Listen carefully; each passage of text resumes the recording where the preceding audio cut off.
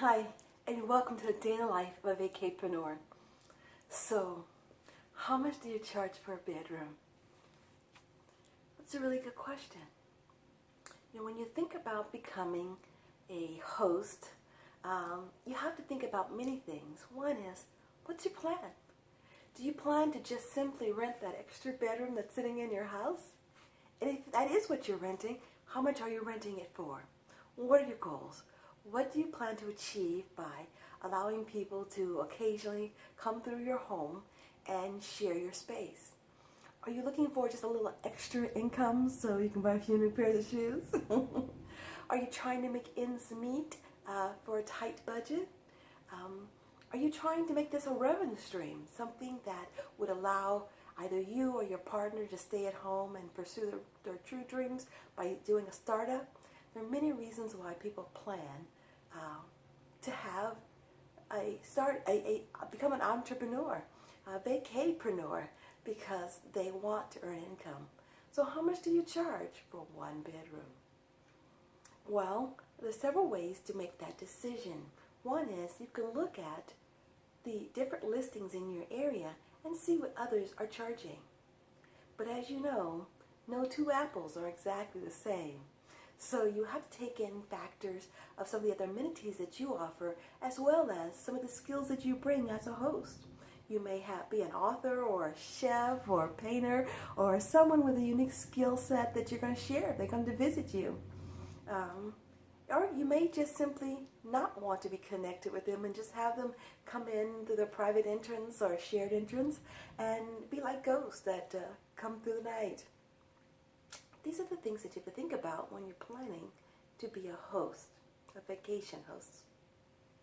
But maybe you want to rent the whole house. Maybe you just don't want to rent just the one bedroom. How do you make that decision between renting a bedroom or renting a house? Again, it goes back to your plan. So as I'm trying to make a point here, and the point I'm trying to make here is that you should know what your objectives are before your guests arrive. Before you write that listing, before you send out the all call and y'all come, you know what you're trying to achieve. For me, I had a very large home, and it was just myself and my fiance. And so I wanted to make use of the home, but still keep the home in the family. So later on, if my kids wanted to move back in or other siblings wanted to move back in, then I'd have access to the home. I really loved the home, but it didn't make sense for me to live there full time. So I wanted to rent it full time. Now, there are other places where I may just want to rent a single bedroom, simply because I want some extra income, or just to tell you a secret that those of us over 50 won't, okay, I admit it, over 50, won't often admit, is that sometimes you're lonely, and it's great to have visitors come now and then. So some people are doing vacation hosting because they're lonely. Just a little entertaining, it's exciting. So there are many reasons why people become vacation hosts. And so I want you to think about, what is your plan? As a former project manager, I always say, if you fail to plan, you plan to fail. So even in vacation hosting, you have to have a plan. What is your goal, and how are you going to achieve that goal? What are the steps you're going to take to get to that goal? You should have some clear, measurable outcomes so you know whether or not you're performing or you're underperforming.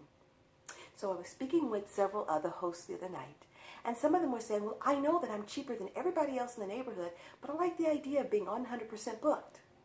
And in my mind, I thought, well, it's great to say I'm 100% booked, and I'm booked up all summer long, or I'm booked up until next year. But it's horrible to say, but I'm only earning a few $100s after all my expenses are paid. Yeah, so you've got to really understand what it's going to cost for you to operate your vacation home, what you're going to charge, what your approximate rate of participation will be, and then ask yourself, is it worth the effort? Now, I've seen lots of calculators and spreadsheets, and I have one I'll share with you also if you can know in my classes. But I've seen people use calculators, and in those cases, people say, well, how much would it cost me? How much would I be earning per hour? So if I hosted someone for $2,000 for the week and I spend about $800 a week to have that space and to have it clean and pay utilities, then that would be about $1,200 in profit for that week. And if I divide that by the number of hours that I spent to get that listing, to host that listing, to respond to that guest inquiry and their questions and so on, to open and close the door and tidy up the house afterwards, how much would that be an hour? Is that $20 an hour? Is that $60 an hour? Is that $120 an hour?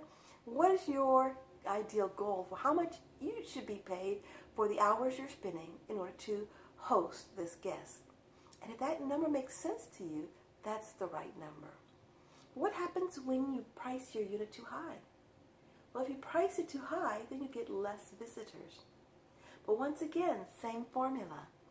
How many guests at the higher rate would I need in order to make the lower rate?